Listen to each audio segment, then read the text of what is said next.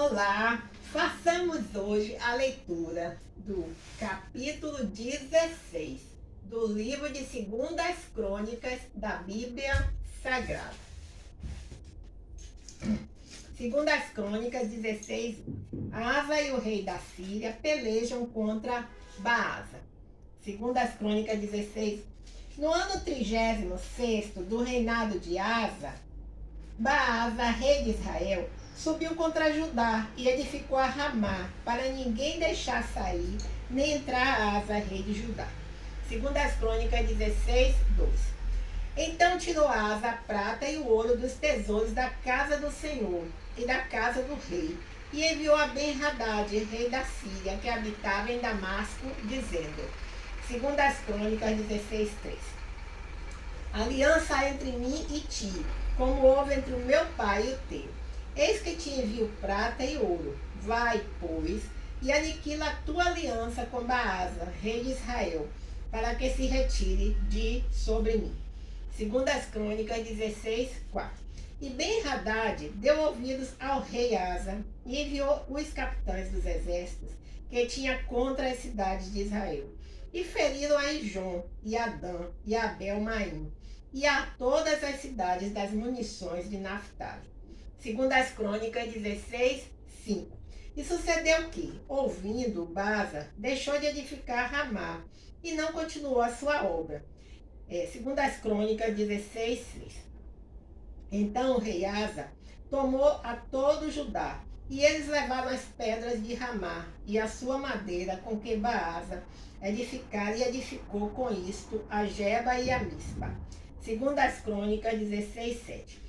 Naquele mesmo tempo veio Hanani, o vidente, a Asa, rei de Judá, e disse-lhe, por que confiaste no rei da Síria e não confiaste no Senhor, teu Deus? O exército do rei da Síria escapou das tuas mãos. Segundas Crônicas 16, 8. Porventura não foram os etíopes e os líbios, um grande exército com muitíssimos carros e cavaleiros? Confiando tu, porém, no Senhor, ele os entregou nas tuas mãos. Segundas Crônicas 16, 9. Porque, quanto ao Senhor, seus olhos passam por toda a terra, para mostrar-se forte para com aqueles cujo coração é perfeito, para com ele.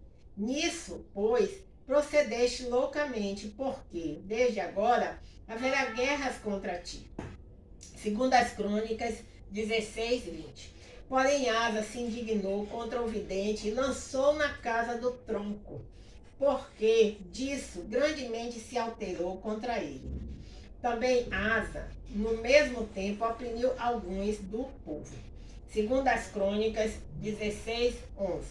E eis que os atos de Asa, tanto os primeiros como os últimos, estão escritos no livro da história dos reis de Judá e Israel.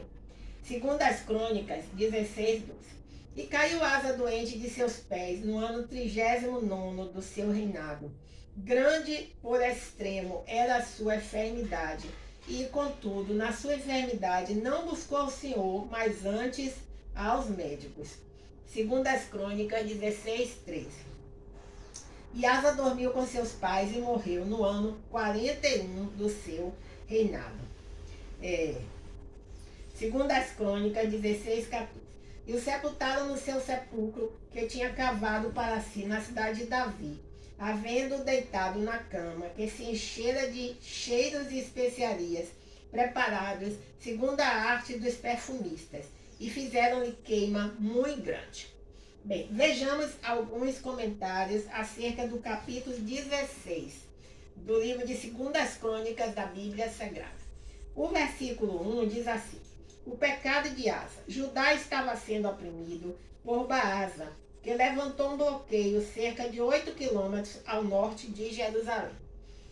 Em vez de buscar ao Senhor, Asa tentou proteger seu reino, fazendo um tratado com Ben-Hadad da Síria e esvaziando os tesouros reais e do templo para pagar esse monarca.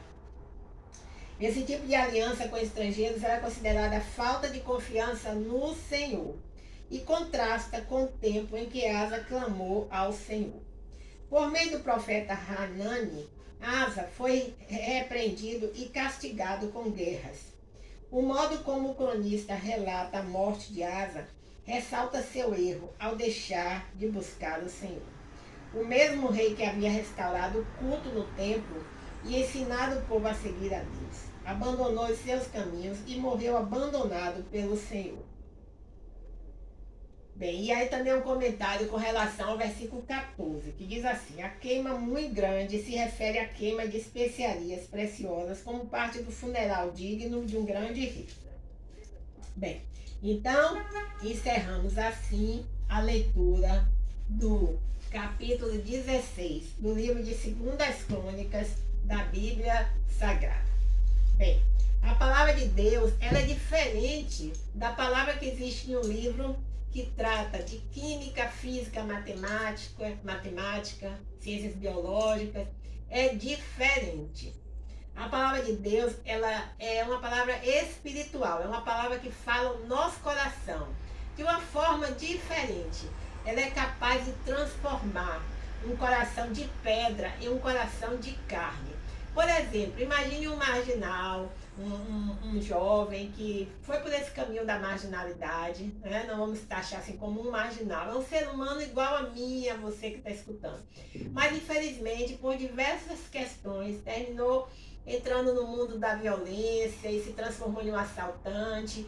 E muitas vezes foi preso ou foi espancado e foi até, diríamos assim, baleado e continua na prisão. Enquanto ele está ali, naquela prisão física e espiritual, ele pode cumprir pena, ele pode ouvir diversas pessoas falando para ele para deixar essa vida, mas ele nunca vai realmente ser transformado. Agora, em um determinado momento, ele pode ouvir uma canção, um louvor espiritual, ele pode ouvir uma pregação de uma criança, de um jovem, de um adulto, seja no canal do YouTube, seja através de um rádio. Ele pode receber um panfletinho na rua por alguém que está evangelizando. E naquele momento, ele vai receber o toque do Espírito Santo de Deus. Porque é o Espírito Santo de Deus que transforma e que convence. E a partir daquele momento, ele vai se transformar em um novo homem. Não vai precisar de psicólogo, não vai precisar de psicoterapeuta, respeitando essas profissões que são profissões maravilhosas. Não vai precisar ser espancado, não vai precisar ser preso para ser corrigido. Nada, não vai precisar ser sentenciado, apenas um toque. Apenas um toque. Apenas um toque. Há uma música de Fernanda Brum que fala sobre isso, apenas um toque, mas eu não me lembro agora a canção.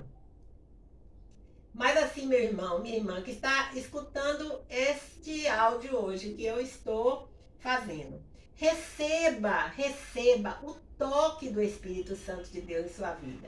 Deixe ser tocado pelo Espírito Santo de Deus.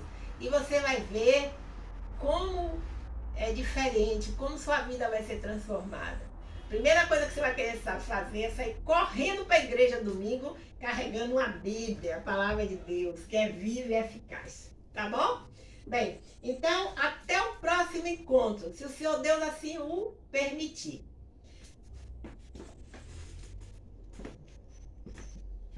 Apenas um toque no meu coração, apenas um toque no meu coração.